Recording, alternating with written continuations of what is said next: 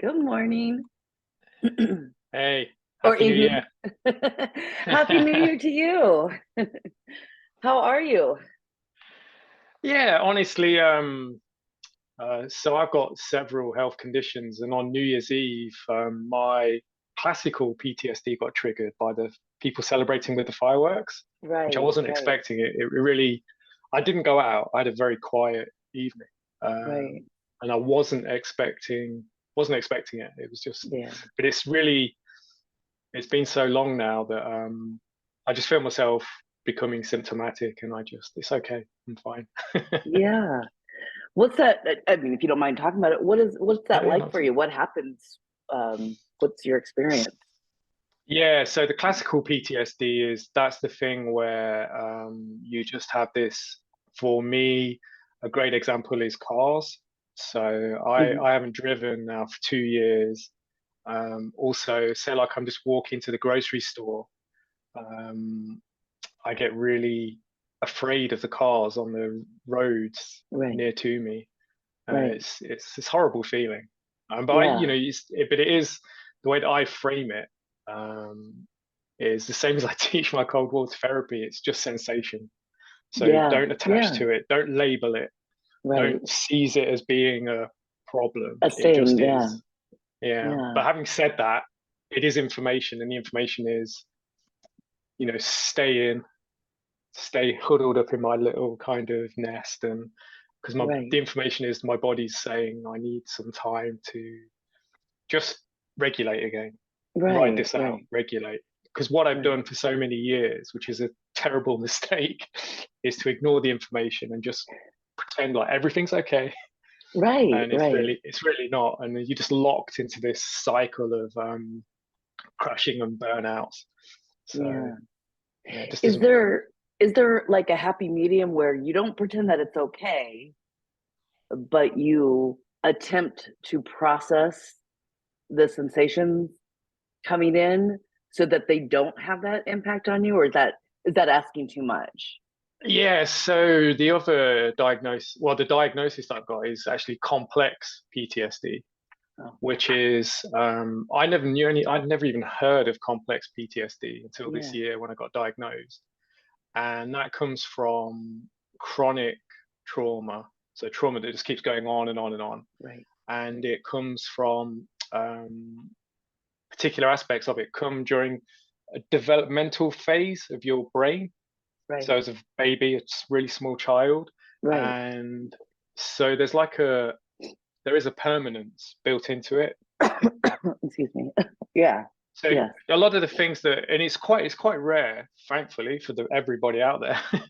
um, but it when I've spent a lot of time um, looking at the work of a guy called Pete Walker, who's probably the most prominent psychotherapist who really understands and has worked a lot with complex PTSD sufferers. And it's an enduring condition. It doesn't go away. right. A lot of therapists that do amazing work with, especially classical PTSD, like EMDR. A lot of the Mm.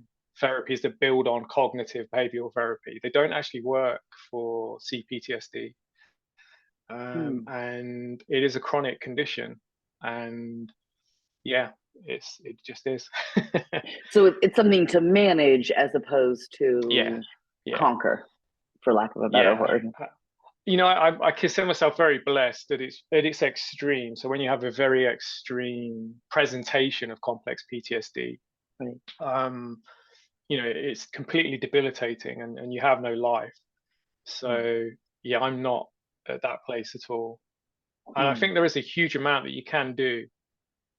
It's to alleviate and manage the severity of the symptoms. Absolutely. Cold water is an example. Mindset is so important. Staying Right. sharp, looking after yourself. Yeah.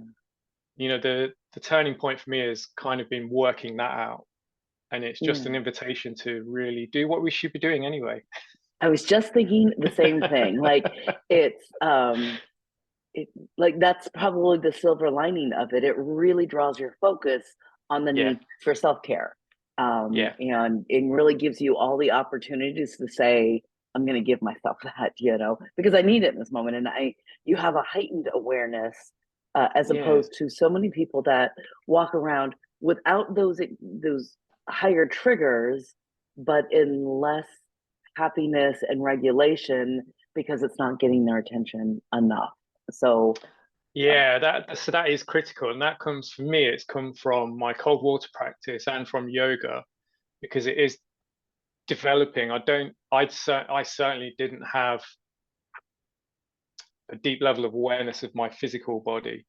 right, right. Um, and over the last few years, as I've developed that, that's been the game changer. That's the thing that elevates my life, really. It digs Yeah, me out of deep holes.